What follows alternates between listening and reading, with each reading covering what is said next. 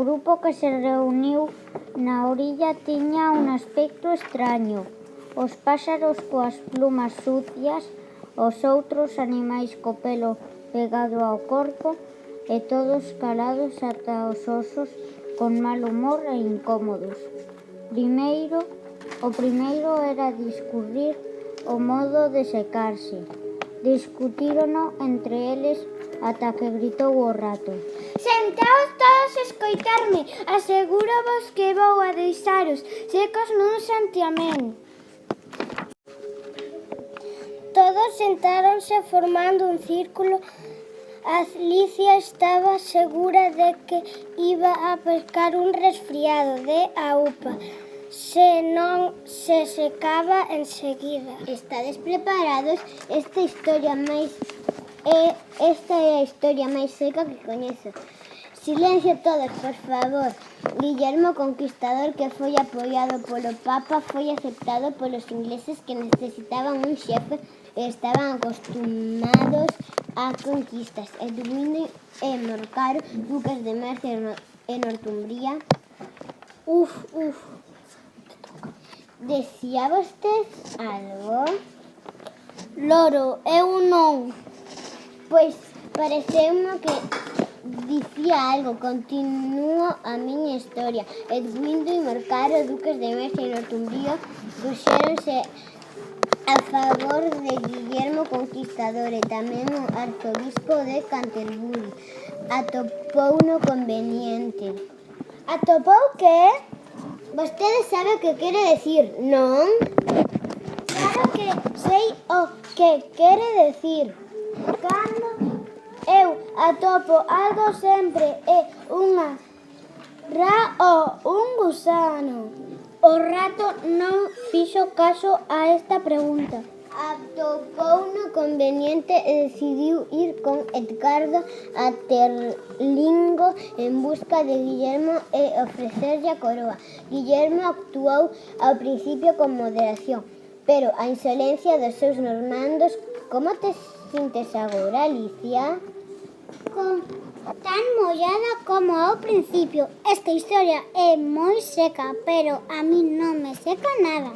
Propoño facer un reseco na sección e que pensemos de remedios máis radios.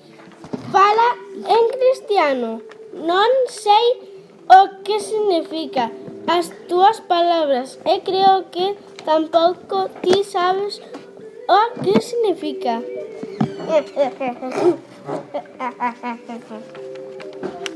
O mellor modo para secarnos sería facer unha carreira en equipo. Que é unha carreira en equipo? A mellor maneira para explicar é facela. Todo o grupo se foi colocando na pista e ninguén deu a saída con sabido a unha, as dúas, as tres. Xa, senón que todos empezaron a correr cando quixeron. Non era fácil saber cando remataba a carreira, pero cando levaba correndo unha media hora e volvían a estar secos, Dodó gritou: A carreira rematou. Quen gañou? Todos gañamos e todos teremos premio. Quen dará os premios? Pois Alicia, naturalmente. Todo o grupo ponse alrededor de Alicia gritando: Premios, premios, premios. Alicia non sabía que facer.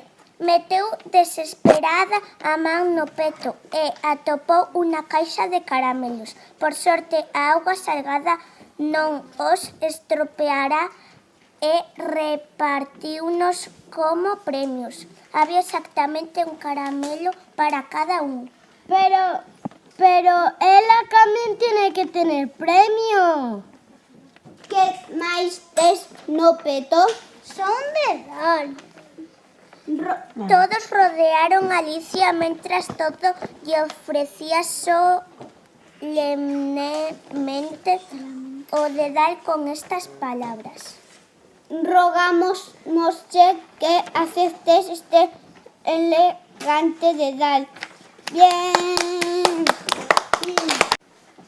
Alicia, ao ver que todos tomaban en serio o seu regalo, aínda que a ela lle parecía absurdo, non se atreveu a rir e limitouse a facer unha reverencia para coller o dedal con aire solemne. Despois de comer, os caramelos volven a sentarse todos en círculo e lle pideron ao rato que lles contara outra historia. Prometesme contarme a túa vida, non acordaste? E por que odias aos G e aos C? Alicia non se atreveu a nomear aos gatos e aos cans polo seu nome completo para non ofender ao rato de novo. Arrastro tras de min unha realidade moi longa e moi triste. Dende logo arrastras unha cola longuísima.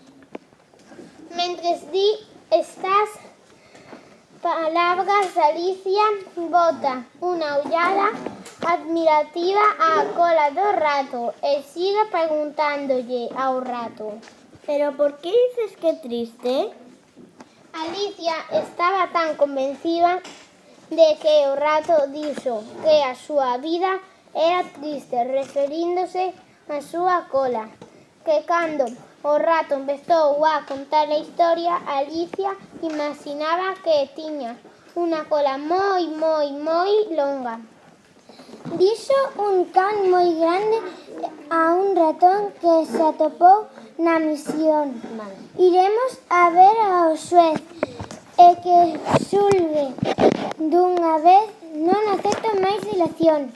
Un xuicio debe de ver. Non me estás escoitando, Alicia. En que estás pensando? Por favor, non te enfades. Se non me equivoco, ibas pola quinta volta. Nada de eso. Entonces será que che fixetes un lío. Déxame axudarte a desfacelo. Exclamou Alicia, que asinaba ser útil. De eso nada. Estates burlando de min coas túas tonterías. Foi sen querer, pero ti te enfadaste con moita facilidade. Volve, por favor, e remata a túa historia. Sí, volve, por favor. Pero o rato me veu a cabeza e apresurou o paso. Que lástima que non quixera quedarse.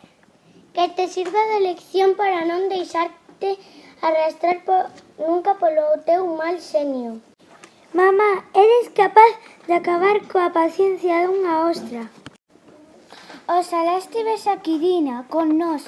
Ela sí que nos traería o rato nun santiamén. Que é Dina? Alicia contestou porque sempre estaba disposta a falar da súa amiga favorita. Dina é nosa gata e non podemos imaginar o lista que é para cazar ratóns.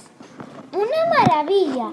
Gustaríame que a virais correr detrás dos pásaros. Zampas é un pasariño nun abrir e pechar de ollos. Estas palabras causaron unha impresión terrible entre os animais que a rodeaban. Algúns pásaros levantaron o voo.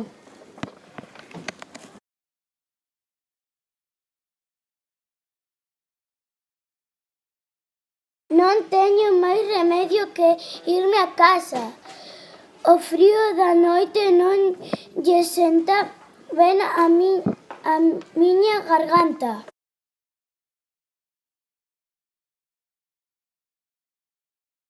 A cangresa reuniu a todos os seus pequeños mentres lles decía: Vamos, queridos, é a hora de que estedes todos na cama.